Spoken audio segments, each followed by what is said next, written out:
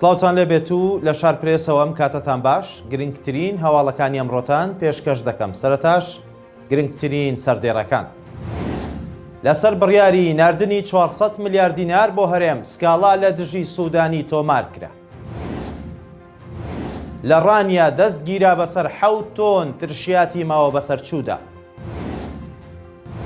بەلەمێکی کۆچبەران لە کەناڵی ئینگلیس ژێر ئاو کەوت و چواری تریش مەترسی نقمبوونیان هەیە.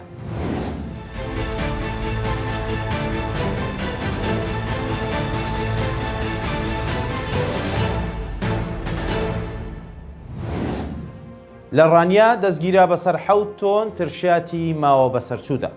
لیژنە هاوبەشەکانی قایمقامەتی ڕانیا دەستیان گرت بەسەر بڕی 7 تۆن ترشیاتی ماوە بەسەرچوودا.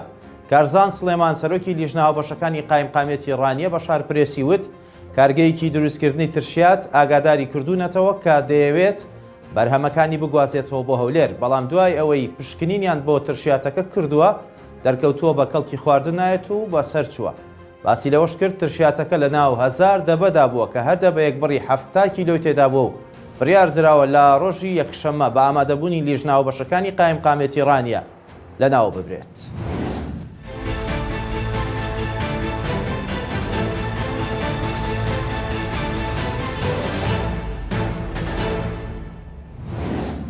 لە بەیانی ئەمڕۆوە تا ئامادەکردنی ئەم هەواڵە بەلەمێکی کۆچبەران ژێر ئاو کەوتووە و چواری تریش لە مەترسیدا.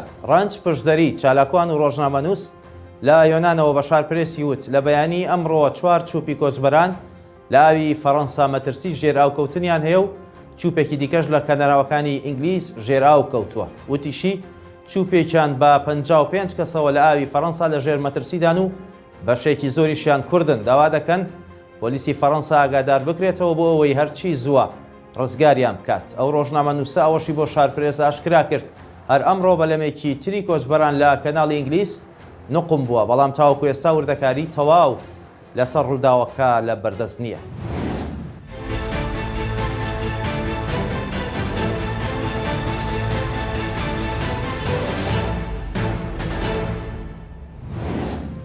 سەرۆکی پەرلەمانی عێراق داوای لە پەرلەمانتاران کرد چاودێری کاری پارێزگارەکان بکەن و پەرلەمانتارێکی کەرکووکیش دەڵێت کەم تەرخەمی لە ڕاکانجبووری قبول ناکەن.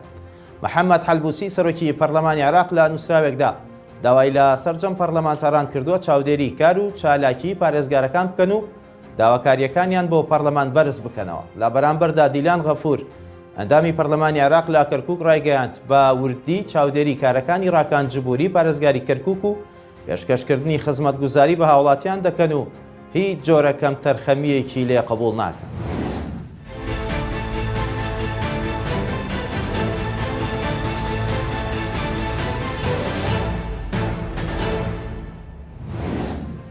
لەسەر بڕیاری ناردنی 400 ملیار دینار بۆ هەرێم سکاڵا لە دژی سوودانی تۆمار کرا.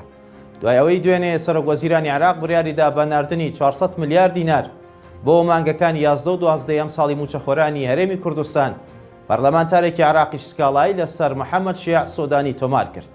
مستەفا جەبار سەنەت ئەندامی لیژنەی دەستپاکی لە پەرلەمانی عێراق ڕایگەیاند پێشتر لەسەر ئەوەی حکوومەت 3 تریلیۆن دیناری داوە بە هەرێم سکاڵای تۆمار کردووە. ئێستاش لەسەر ئەوەی 400 ملیاری تر بۆ هەرێم دەنێرێت سکاڵای لە سەرۆکوەزیران تۆمار کردووە.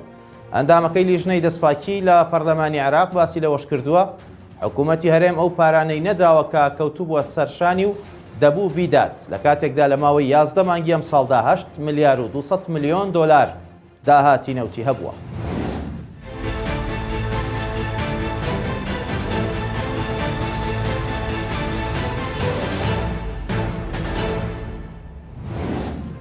بەشێک لە پەرلەمانتارانی ئەوروپا داوا دەکەن ناوچەیەکی دژەفڕین لە ڕۆژاوای کوردستان لە دژی هێرشەکانی تورکیا دروست بکرێت. لە کۆبوونەوەیەکی پەرلەمانی یەکێتی ئەوروپادا ژمارێکی زۆر لە پەرلەمانتەران دژایەتی خۆیان بۆ هێرشەکانی تورکیا بۆ سەر ڕۆژاوای کوردستان نیشانداوە و مەترسی ئەوەیان هەبووە جارێکی تر داعش زیندوو ببنەوە.